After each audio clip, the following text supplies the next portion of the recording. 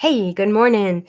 So you are here with me today. Thank you so much for being here. I'm reading The Power of Now by Eckhart Tolle, and I'm doing this for 80 days. So let's just dive in.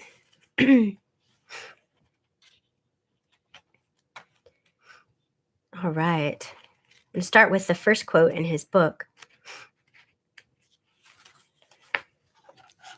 You are here to enable the divine purpose of the universe to unfold. That is how important you are. How important you are. All right. Make sure I'm on the right section here.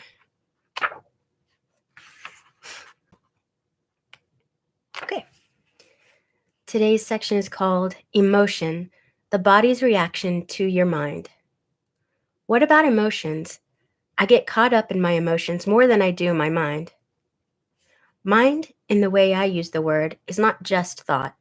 It includes your emotions, as well as all unconscious, mental, emotional, reactive patterns. Emotion arises at the place where mind and body meet. It is the body's reaction to your mind, or you might say a reflection of your mind in the body. For example, an attack thought or a hostile thought will create a buildup of energy in the body that we call anger. The body is getting ready to fight. The thought that you are being threatened physically or psychologically causes the body to contract. And this is the physical side of what we call fear. Research has shown that strong emotions even cause changes in the biochemistry of the body. These biochemical changes represent the physical or material aspect of the emotion. Of course, you are not usually conscious of all your thought patterns, and it is often only through watching your emotions that you can bring them into awareness. The more you are identified with your thinking, your likes and dislikes, judgments, and interpretations, which is to say, the less present you are as the watching consciousness, the stronger the emotional energy charge will be, whether you are aware of it or not. If you cannot feel your emotions, if you are cut off from them, you will eventually experience them on a purely physical level, as the physical problem or symptom. A great deal has been written about this in recent years, so we don't need to go into it here.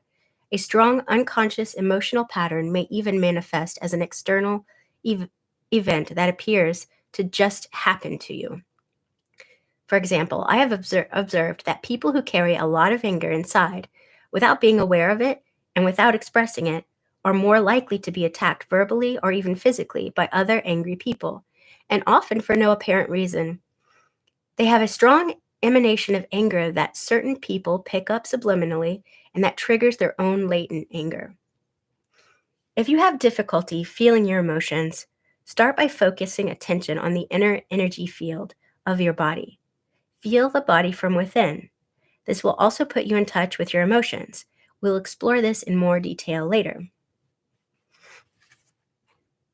You say that an emotion is the mind's reflection in the body, but sometimes there is a conflict between the two. The mind says no, while the emotion says yes, or the other way around. If you really want to know your mind, the body will always give you a truthful reflection. So look at the emotion, or rather, feel it in your body. If there is an apparent conflict between them, the thought will be the lie, the emotion will be the truth. Not the ultimate truth of who you are, but the relative truth. Sorry, I'm a bit sick. I'll be right back. I'm drinking off camera.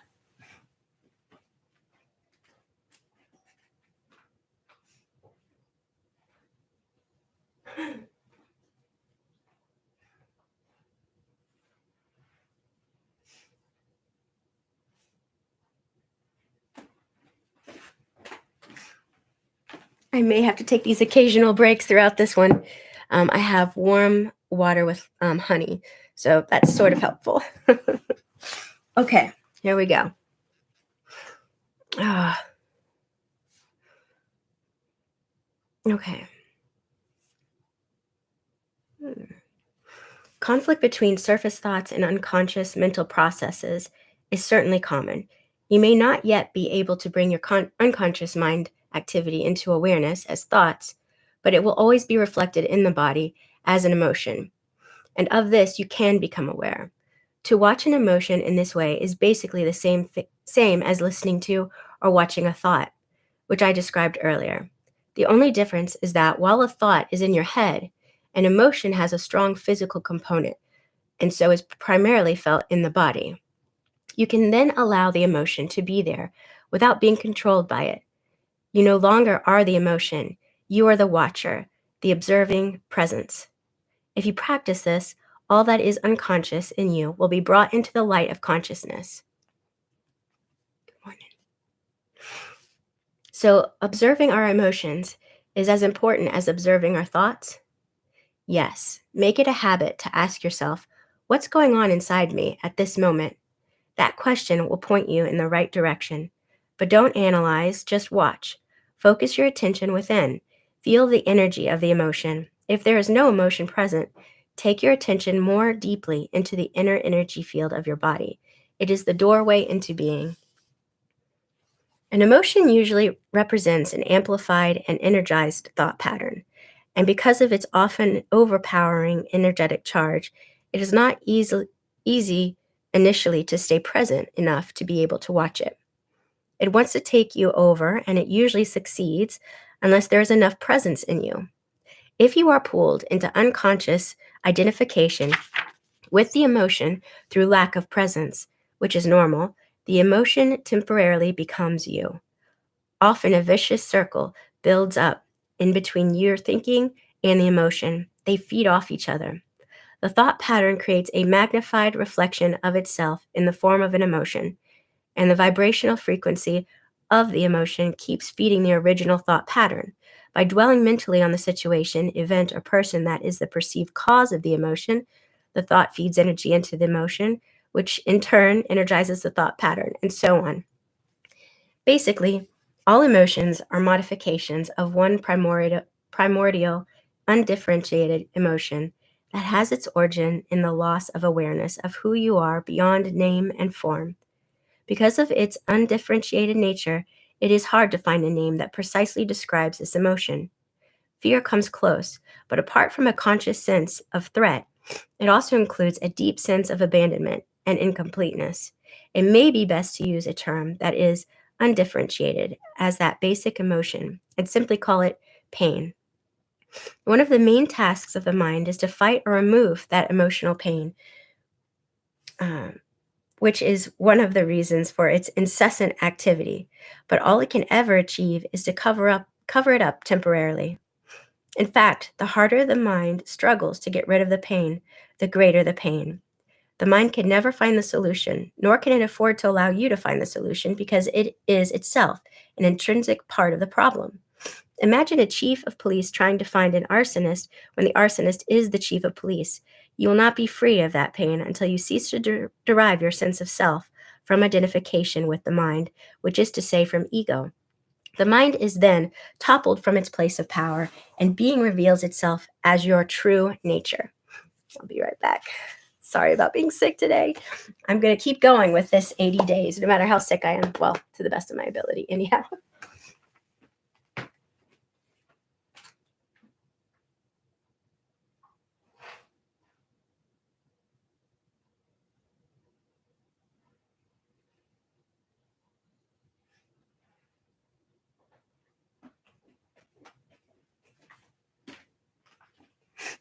All right.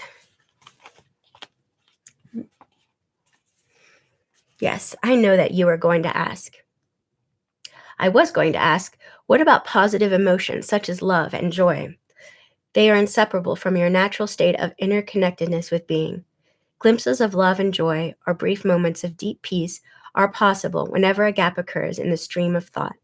For most people, such gaps happen rarely and only accidentally, in moments when the mind is rendered speechless, sometimes triggered by great beauty, extreme physical exertion, or even great danger. Suddenly there is an inner stillness, and within that stillness there is a subtle but intense joy. There is love, there is peace. Usually such moments are short-lived as the mind quickly resumes its noise-making activity that we call thinking. Love, joy, and peace cannot flourish until you have freed yourself from mind dominance. but they are not what I would call emotions. They lie beyond the emotions on a much deeper level. So you need to become fully conscious of your emotions and be able to feel them before you can feel that which lies beyond them. Emotion literally means disturbance. The word comes from the Latin emovere, I think I said that right, meaning to disturb. Love, joy, and peace are deep states of being, or rather, three aspects of the state of interconnectedness with being. As such, they have no opposite. This is because they arise from beyond the mind. Emotions, on the other hand, being part of the dualistic mind, are subject to the law of opposites. This simply means that you cannot have good without bad. So the unenlightened mind identified condition, what is sometimes wrongfully called joy, is the usually short-lived pleasure side of the continuously alternating pain-pleasure cycle. Pleasure is always derived from something outside you, whereas joy arises from within. The very thing that gives you pleasure today will give you pain tomorrow, or it will leave you, so its absence will give you pain. And what is often referred to as love may be pleasurable and exciting for a while, but it is an addictive, clinging, an extremely needy condition that can turn into its opposite at the flick of a switch. Many love relationships, after the initial euphoria has passed, actually oscillate between love and hate, attraction and attack. Real love doesn't make you suffer. How could it? It doesn't suddenly turn into hate, nor does real joy turn into pain. As I said, even before you are enlightened, before you have freed yourself from your mind, you may get glimpses of true joy, true love, or deep inner peace, still but vibrantly alive. These are aspects of your true nature, which is usually obscured by the mind. Even when a normal addictive relationship Even within a normal addictive relationship, there can be moments when the presence of something more genuine, something incorruptible, can be felt. But they will only be glimpses, soon to be covered up again through mind interference.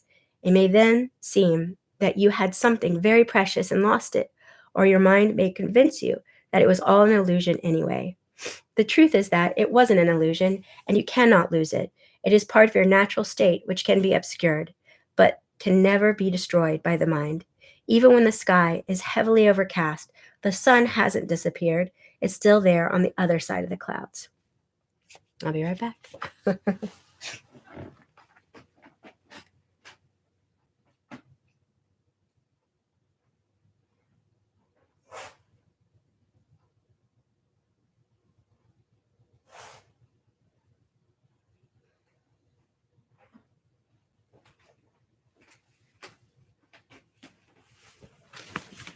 right.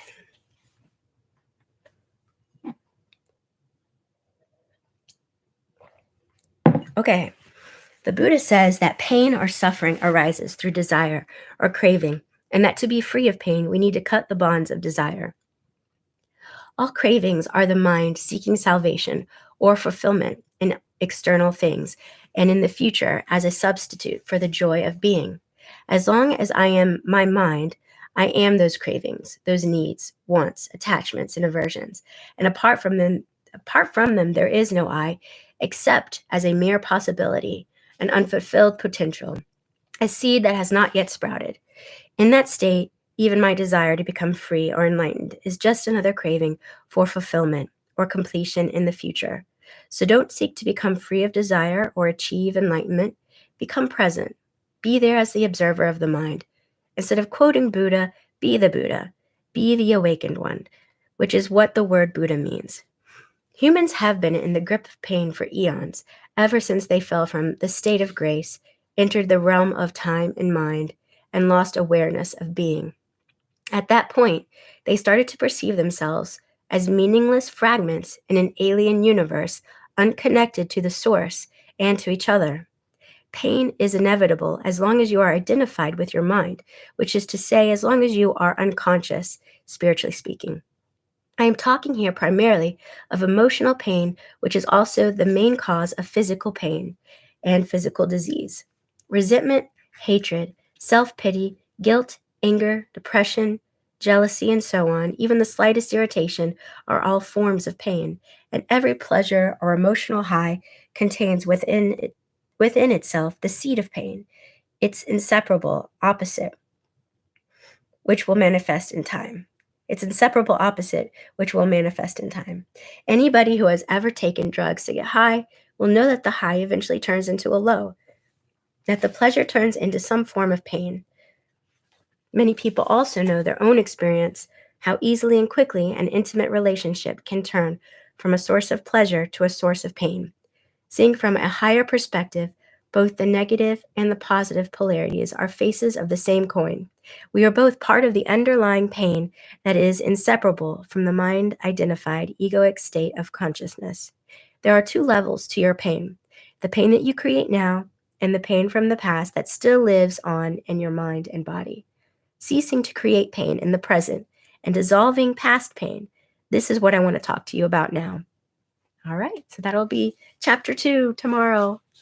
Hey, Fred. Oh, I'm so glad. Thank you so much for joining me.